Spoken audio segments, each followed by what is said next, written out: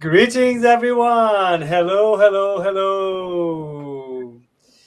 Hello, and welcome to another Time to Talk, our bi weekly meetings, dates, conversations, chats, discussions, call it whatever, about mediumship. As usual, I have Faye here, my favorite co host. Guilherme, I hope you can hear this. Faye, how are you doing? Hello, Rafael. I'm fine, thank you, and I'm glad to be here seeing you again, and have a chance for another chat. Yes. Um, so if you stumbled upon us, what is going on here? It's time to talk. What is time to talk? Time to talk is a bi-weekly session where we talk about mediumship. We try to bring different topics. If you have suggestions, we try to bring your suggestions on board. The idea is not to have a lecture. The idea is to have a conversation. In very simple and clarifying, hopefully, terms about our day to day, about how does mediumship affect us, how does it work, what kind of works there are, and etc. And today we have our episode 58.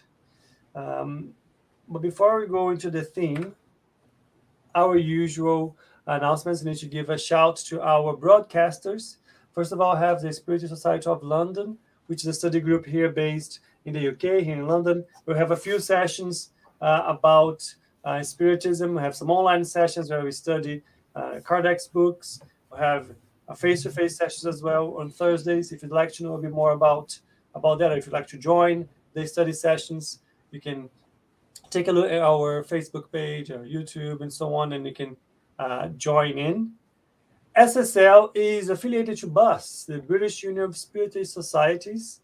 BUS works like a federation trying to connect the multiple Spiritist groups here in the UK. Also trying to make sure that we have a lot of initiatives to spread the word about Spiritism. And last but not least, we have Kardec Radio. Kardec Radio also being around for, I think, 12 years now, committed to sharing and spreading the knowledge about Spiritism in English around the world. They have a ton of content from events, podcasts, books, audiobooks, lectures, you name it, they have it.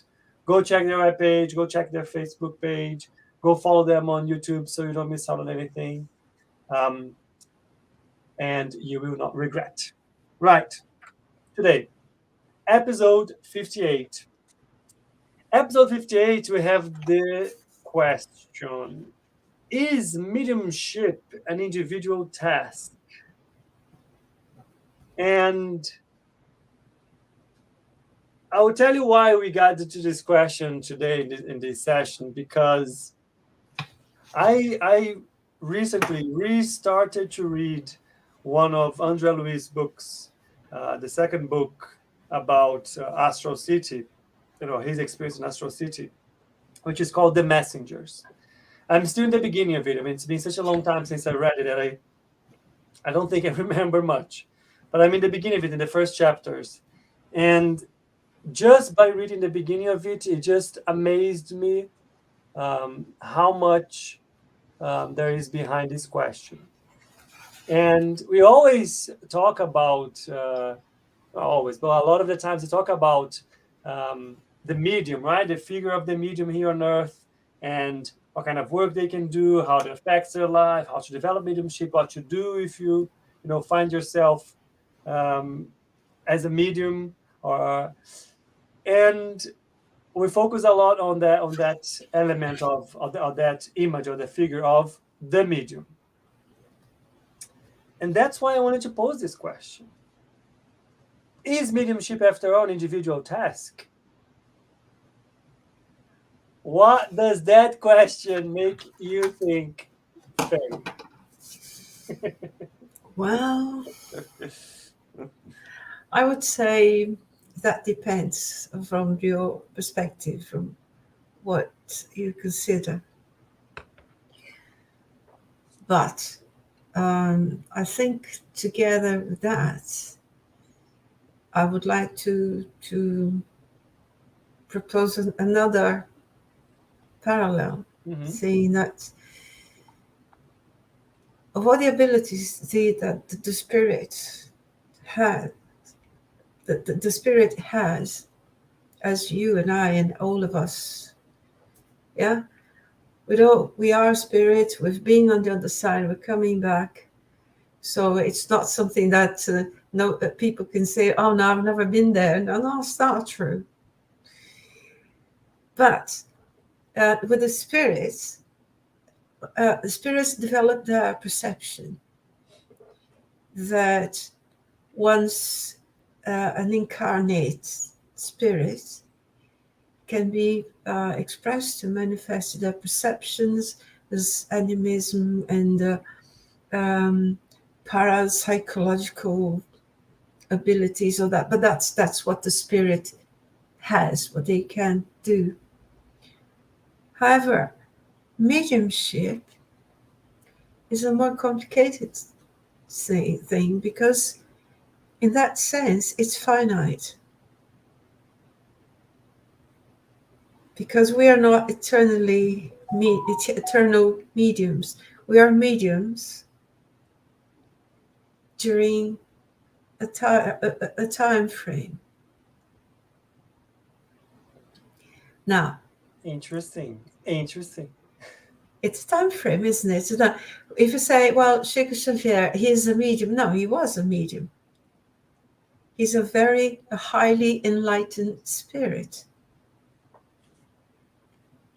Because to be a medium implies in being able or being ready to connect dimensions, two sides. Yeah. So, but that's not something that happens on its own, just like that. So, in that sense, I would say individual task, to a certain extent, not, because it requires a preparation and the teamwork of experts for the preparation. But on the other hand, yes, depending on what we decide to do with it. What do you mean by that? Well, I think if we are prepared spiritually, organically, in our what do you call it? Oh gosh, our atoms, the spiritual and physical atoms, so all that is prepared so that the mediumship can happen, can exist. This will be a bit like having a whole team of experts preparing a Formula One car, a very fine car for a driver. Now, what the driver decides to go with it is if the driver decides to run and perfect that and make the best use of it, or crash on the next corner, or simply not drive at all, he said, well, maybe I have the second thoughts, maybe not, I'm not driving it. I'll keep it in the garage, but I'm not driving it. That is, as nobody can tell that person to drive us as our benefactors and our teachers and masters will respect a principle of creation, which is free will. That's a paradigm of creation. Creation is not saying to the tree, you grow or else. They're not saying to us, you do that. No, they say, well, we agree to do something. We agree at a certain point that we would like in this return to this dimension, to this reincarnation, we'd like to use this time doing a certain number of things for the good of whoever we can help in any at any dimension. It could be humans, plants, animals, minerals, doesn't matter. We decide to do something good, and then we're equipped for that. Now, once we're here, we bring the all equipment, all the tackle, everything that we need in principle, but there's more to say. But understood. I love your parallels and metaphors, and I think the Formula One team and the driver and the car, I think that I love that. I'm going to use that. But as you were describing some things, a few questions come to my mind that I want to share a little bit. Before I do that, though, I can see please. Elsa and Guilherme are online. I want to say hello to them. Hello, Elsa I and also Guilherme. just want to say hello to anyone else. If you are there with us, drop us a note, us a message, if telling us where you are, what's going on, what's happening, and more importantly, what comes to your mind when you are faced with this kind of question: is mediumship an individual task or not? And Guilherme already kind of added a little thing. I think I mentioned the book, The Messages from André Luiz, and he just mentioned here that André Luiz's books are scientific reference for the Spiritist doctrine. There's a lot there to describe. That describes the reality of things, right? And may I add that it's so nice to see that we have our friends saying hello, and to Elsa, lovely to see you here. So, but you were saying a few things that I think kind of I want to pick on. One thing that you said, first of all, was I agree with you with that vision of like you are medium for a moment, because what we are talking about here, mediumship here on earth as incarnate spirits. So of course you're a medium while you're incarnate. So for what we are talking about, I think it makes total sense. But it made me think about the intermediary. That you can play the intermediary role outside of this plane as well. I imagine let's use Chico Xavier as an example. You're talking about him. Let's assume that we can get on the other side. Even though he's not incarnate, he might still have access to ideas, inspirations, plans that come from even higher spheres that he brings to the sphere where he's in. So again, I 100% agree with you, because we're talking about mediumship here, but I feel like the intermediary between what's above and where we are, it doesn't necessarily stop when we are discarnate. It's an interesting way of seeing it. Yeah. That in that sense, the only difference that I see is that in our case, in our present case, in our for being here, we are, let's say, we make an interdimensional connection. Of course, if you think on the other side, from your perspective, it would be interdimensional in the sense that there would be much higher dimensions. So, yes. Yeah. But there isn't the matter like this one. I agree with you. The message. Yeah. No, I agree with what you said. It was just kind of being provocative. But anyways, the description that you gave about the few items that you said that I want to pick on. First of all, you use the word preparation. You were talking about the team behind the Formula One race, right? Formula One car, and imagine all the preparation that goes around the car, the pilots. You have to build the car. You have to source the the metal, the steel, whatever. You have to source the fuel. You have to source the technology. So there's a lot they need to source. They need to build the car. A lot of knowledge that goes around that. If people don't understand how different parts of the car work, how they need to come together, how one's going to complement the other, and so on, then you need to, and that's only the car, not even talking about anything else. You're not talking about the condition of the weather, how the tires will be different, or how the the plan for the race will be different, and so on. So all of that goes in.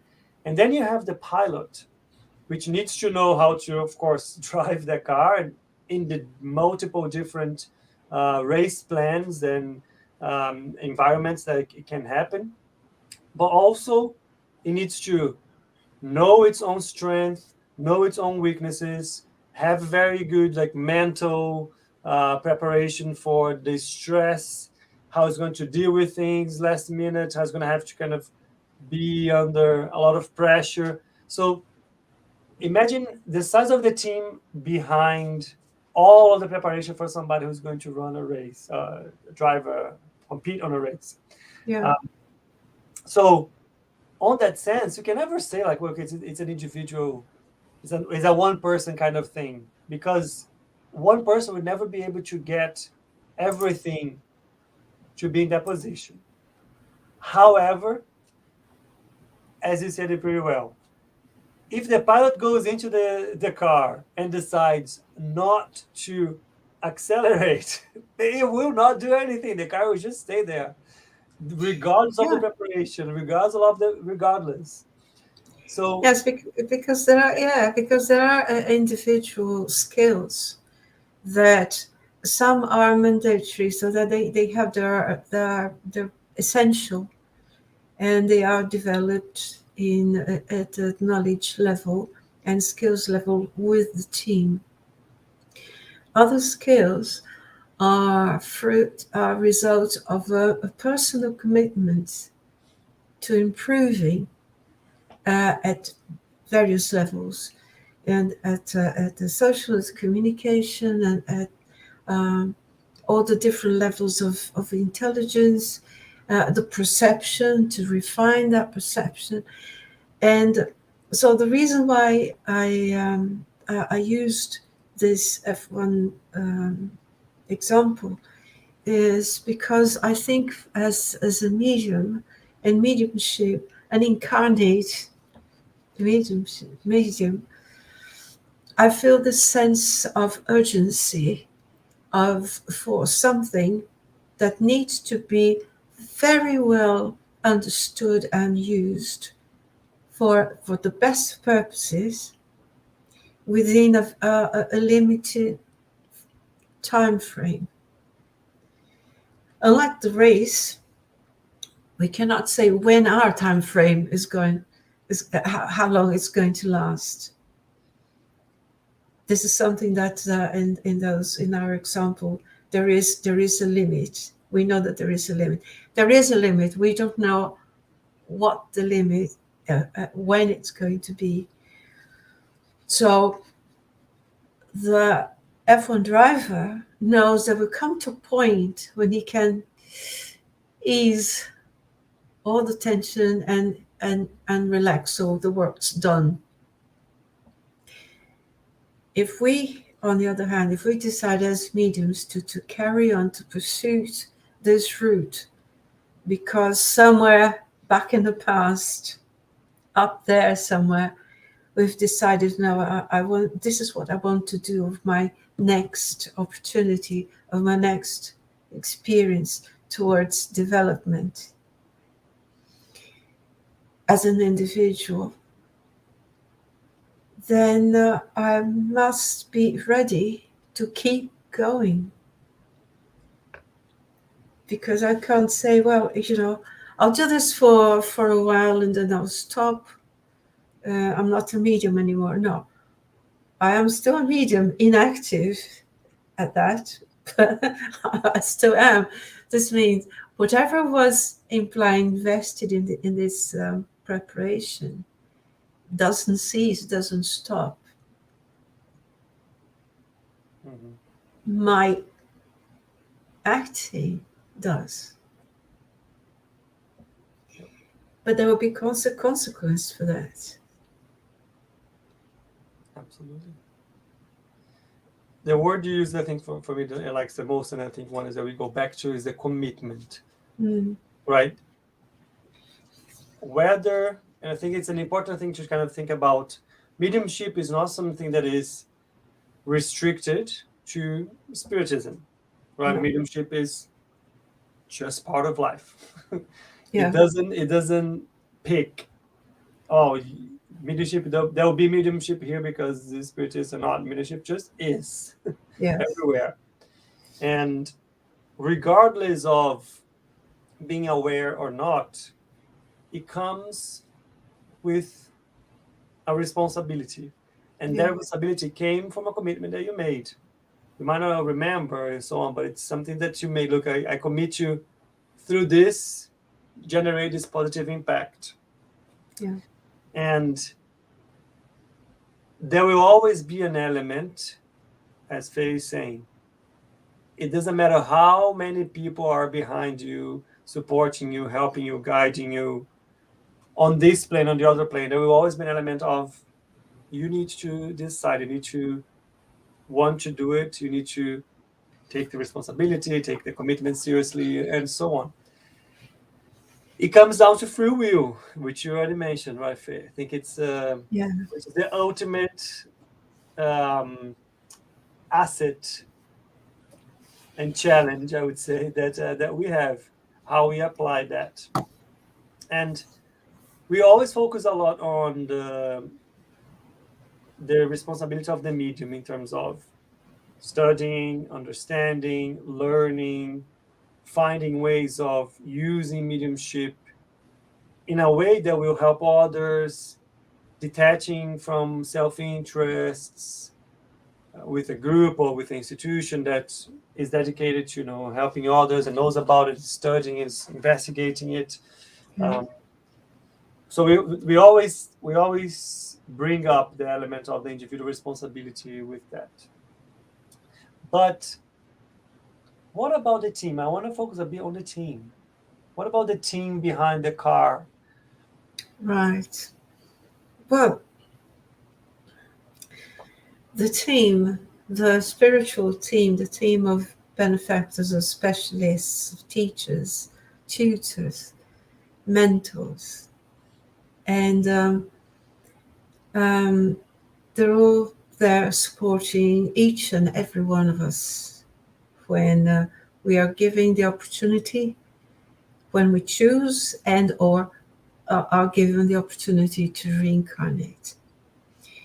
And now I suppose, and we think about it and see if that there is a plan, something that you would like to do. Because imagine a spirit that is there, like everyone. As a spirit, we all have our personal, individual history. We have our deeds, some better than others, some very good, some maybe could be improved. We have some knowledge. We can be experts at one field, but be very illiterate, very ignorant in other fields. And they say, well, this is what I would like to learn. This is what I would like to develop. And the best opportunity, the best way to do that is as an incarnate spirit, because it takes, we need this laboratory, which is this planet, as there are many others, but let's talk of this one, where our knowledge and our resilience and the lessons will be tested, developed, and new lessons learned. So I suppose that this team will be guiding us towards the experience of incarnation. And that will involve It's not like just making packing a suitcase and go, because to pack it all in means that we need to be adapted at an atomic level to reduce this consciousness to an atomic level, which allows the connection to our generator, to our mother, for example. Because yes, to our parents, but because this new spirit will depend on a mother to be born, it will gradually connect atomically to this mother until they can develop and bond and become one for a few years, for a few months after the spirit's born. So it's a massive task. Yeah. But there's something that I think it's important for us to be very clear. And so we talk about, in many cases, when we are bored, whenever we come again, there's a plan, right? A plan in terms of what will I face in that life. Sometimes we participate in the definition of this plan. Sometimes we don't in a how can I say? We might not be aware. The plan will still be related to us and how we lived our previous lives and what we need, but not necessarily will be aware of it. However, I dare say that when you talk about mediumship, there will always be a group there to help with the plan, with the activity, with the actions, what was meant to be used for. Yeah. Now, and I think before I go to the now, I think there's something important to repeat, because you might find yourself in a situation where you're not sure what's going on, or you're confused, or you might be going through something that it's not pleasant and it's related to mediumship and so on. And I think it's important to find within you that understanding that I might be going through a tribulation, a problem, an issue now that comes from mediumship, but know that there is a group of spirits to help. That help you prepare for that moment, that help you to have that mediumship to be used, to be applied to specific work and so on. So if you find yourself in a situation where it's not quite right yet, it's a matter of understanding, adjusting, helping, how to do it, finding out how to do it, what needs to be learned and adjusted, what needs to be refined, which is a good word.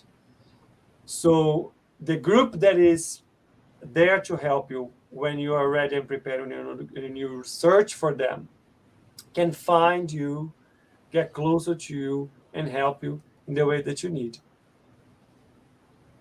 I think this is an important one. Nobody's alone.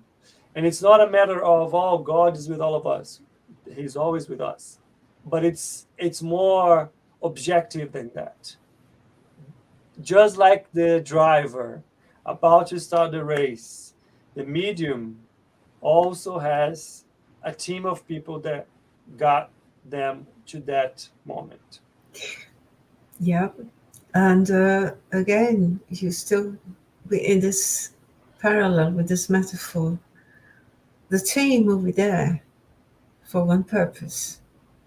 Just like our team, our spiritual team, will be with us for the purposes of the laws of fraternity.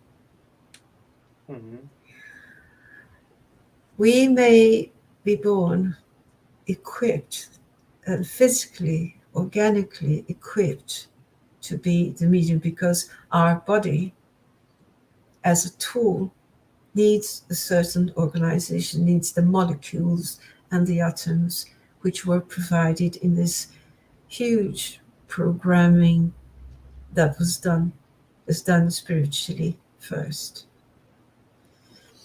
And then it comes to the second part of that answer when I say, well, it is an individual task in the sense that it doesn't matter in the parallel, it doesn't matter how much the team has worked.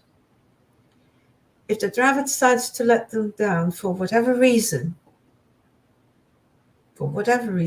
he can be sued, he can be arrested, he will not drive.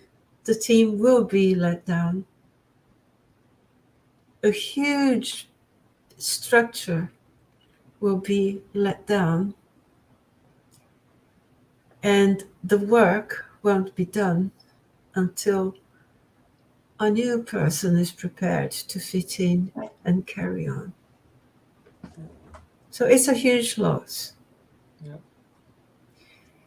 And I suppose that in our case, it wouldn't be any different, because despite all the support, we still have the ultimate word to say, oh, carry on with you within the laws of fraternity, the laws of love,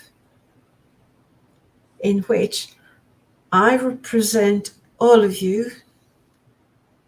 I'm not only getting your help, but I represent all of you. I trust you and I'm trusted by you. Yeah. So I have to make myself worthy of that trust. And then in this harmonious blend, we all carry on. But it's still, creation still puts that in our hands to say, well, are you going to carry on or not? If I decide, well, really, I think I'm wrong, I don't have the structure, I don't know what to do, maybe some other time, I can still do it. I'll leave a huge lab, a huge team, very let down. But if I say, look, I don't think I'm ready, I haven't got the personal qualities for that, I've been incompetent and even dangerous member of this team, if I'm not up to it, if I'm out of my depth completely. Yeah. So we need the courage to accept that and to identify that and say, well, can I, even with the difficulties, can I carry on and count on the support, because I can take the teaching on board and work with it towards self-improvement, even if it's a minimum, but still moving on? Or have I come to realize that I'm completely unprepared? Personally, I'm unprepared. Mm-hmm. It doesn't matter what my body can do. Yeah. Spiritually, mentally, I cannot. And that's a tough call, and that's a tough decision to make. It is a serious realization that needs to come with that reflection, right? Guilherme mentioned something that I think goes hand in hand with what we are talking. He says, commitment is everything. This will define the type of assistance you will have. Mm-hmm. And you briefly touched on it, Faye. Something I wanted to bring up is mediumship, in terms of and you talked about like the tool, like the medium as a tool. It doesn't go away because you're not, engaging with that serious group that was committed to you and what you needed to do. Yeah. No. If you don't engage with them, it doesn't mean that mediumship will go away. And if you're not with that group that was with you, that planned everything with you, that was supporting you, that was there to protect you, but you still have the channel to communicate, other groups might identify that opportunity, might identify what kind of other interests you are prioritizing in your life, how you want to use that, and might take the place of the other group. But here's an important one. It's not that the other group is influencing you, the second group is influencing you and they are getting, the best out of you. No, it's based on your behavior, based on your habits, based on your commitment, based on your decisions. Yeah. They can come closer to you, Yeah. align to you, develop the links, refine the links with you. Yes. Because from what Guilherme is saying, and I absolutely agree, and this is because if there is a commitment, if I commit myself to doing good, to work towards love and fraternity and light and all that, yeah, that's my purpose in life. This is what I want to do. I may not be able to do that through one path to one sort of work, but who's to say that there is only one? That there are all many alternatives. Because of my commitment, I will find a way, even if it's something that nobody else has done before. My commitment will find that niche, will find that corner where nobody's been, but that's where I can be to do what I've committed to do. So it doesn't mean I don't have to be the most prolific, famous, not at all, medium. My mediumship, parts of my mediumship will be used as if I want to use it for love, I will still be doing my work. Absolutely. I think that's also like we always if you think about somebody who might be going through difficulties in terms of mediumship and so on that's affecting their lives, and I always talk about the importance of the seriousness that comes with mediumship. Yeah. It's because the commitment to that and wanting to be involved in a specific work and studying and understanding and allowing your mediumship to provide service in a specific way to help others, that is the key, right? That is how you show the commitment. I want to bring something here. Yeah. We kind of mentioned, and I don't want people to just take our word for it. And I brought a couple of passages that I wanted to read together from the book The Messengers. Mm-hmm. Let me share my screen again. Right. So before I go there, so the book The Messengers is pretty much André Luiz. He is a spirit. He's on the other side, and he's working or living in this colony.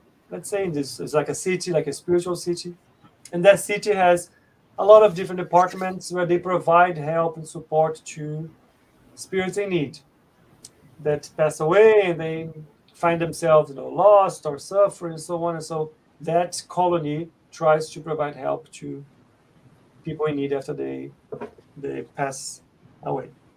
And André Luiz, he was working in a specific area, and then he gets to a point where he's going to start to work in a different area of the colony, which is an area that is called the Department of Communication. And at first, he thought the Department of Communication meant just liaising information, passing on information, like a news channel, let's say, to the colony about what was going on Earth, what was going on other places, and so on.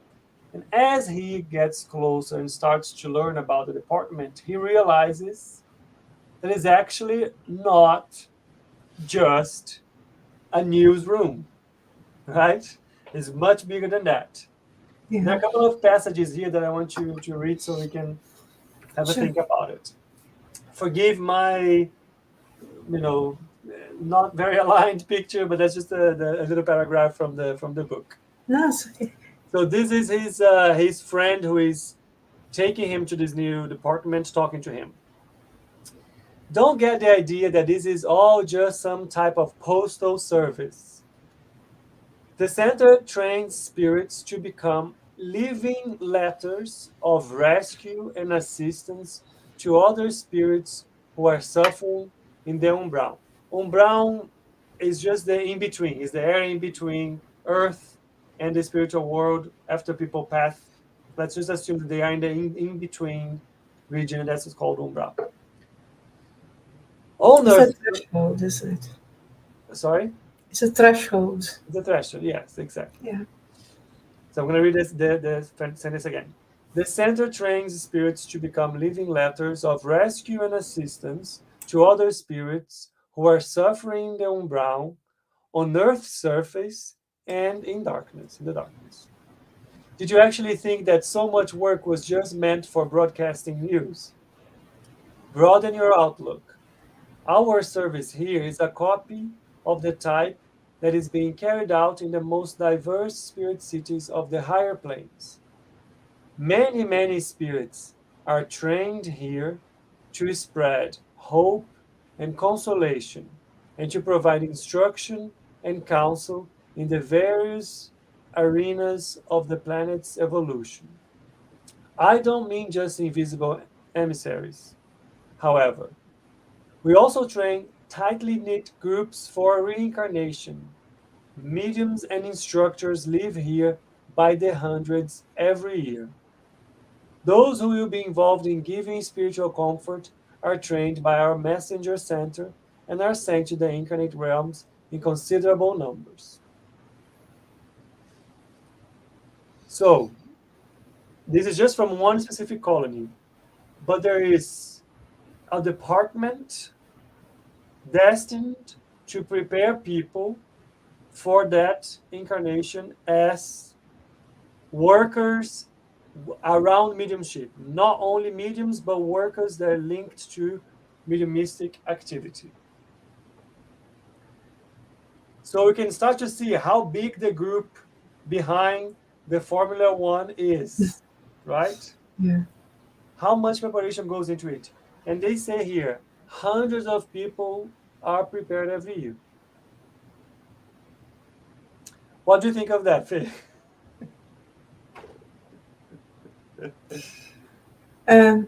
This is make me think that whenever we think of one spirit and one individual being prepared to act as a medium, or hundreds and thousands of them, they're not just preparing an individual, like a cell that's going to be born and walk around and do some work. This cell, I call cell like the whole person, is actually reincarnated here to help in the development, the evolution process of this planet. So in that sense, if this person, if all the team and all the mediums and everyone are worked harmoniously and integrated in thought, exchanging energy, we're not only exchanging energy, we are distributing energy, and our thoughts are creating. So we are co-creating an environment that is made of the materialized part, element, and the other spiritual element, which is even larger. And whatever that we release as thought in this environment, it's not going to be a drop in there, because drops of poison can poison the whole body of water. Mm-hmm. Yeah. But drops of light can help to enlighten the whole orb, the whole planet. Yeah.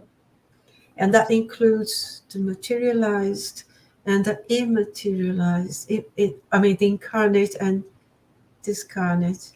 Yeah.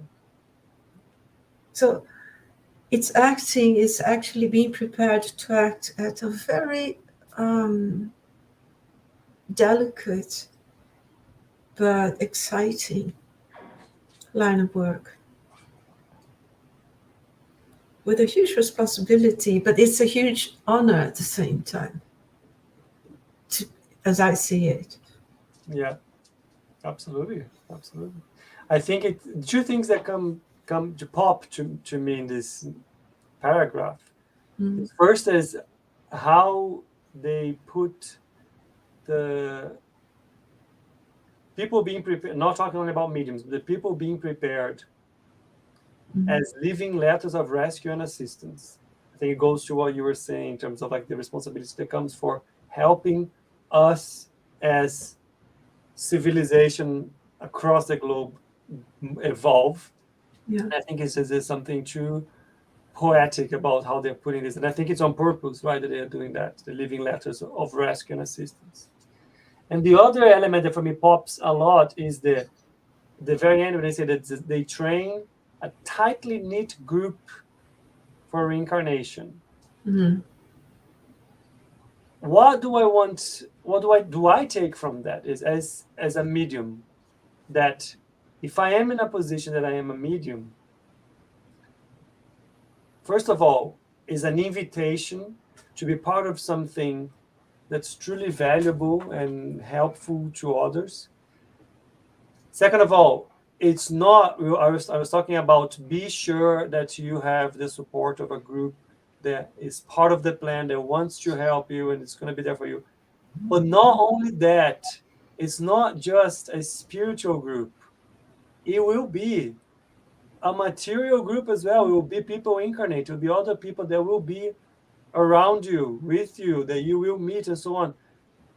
You are all prepared together for the work that needs to be developed.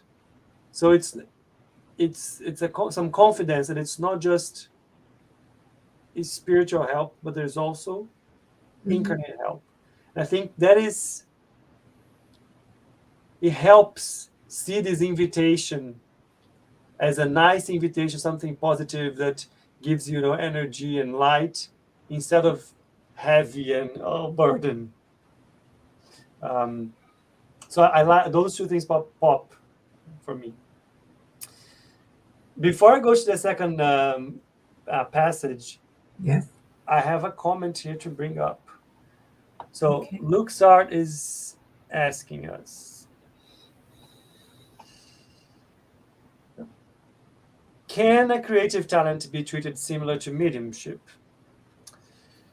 As a gift that should be shared and used for common good, hopefully making a positive contribution to make the world a little bit better place. Yes.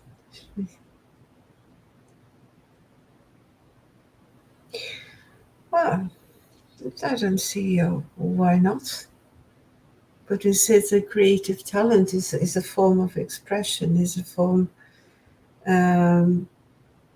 because mediumship can be expressed in many ways.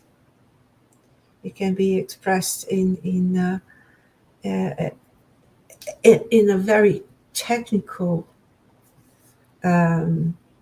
take of things, but it can be in a more creative, artistic because this is all part of our knowledge and abilities as spirits.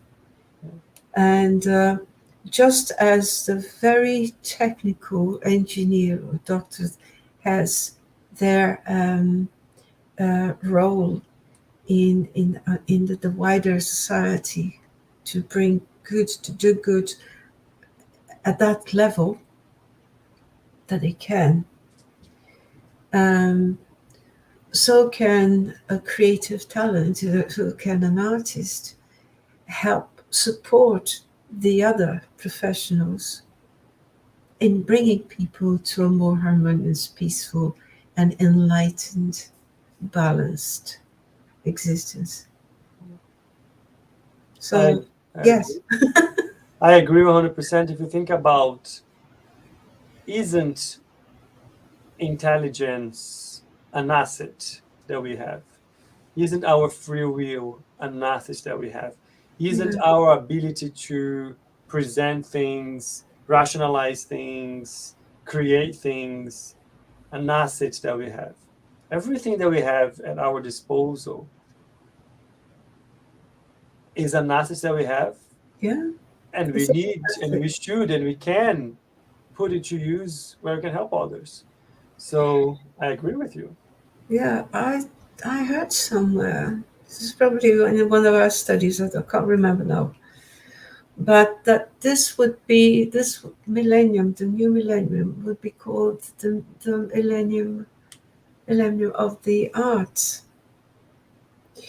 And why is that? It's because after all the enlightenment, all the rational knowledge and development, all the technical development, man needs the soul needs forms to release sensitivity and perception that the other disciplines will not allow. Even if you become very abstract, what a mathematician can be very creative, artistic, well, to a certain level, but it would be different when that mathematician gets a few brushes and paints to express his mind away from his routine environment.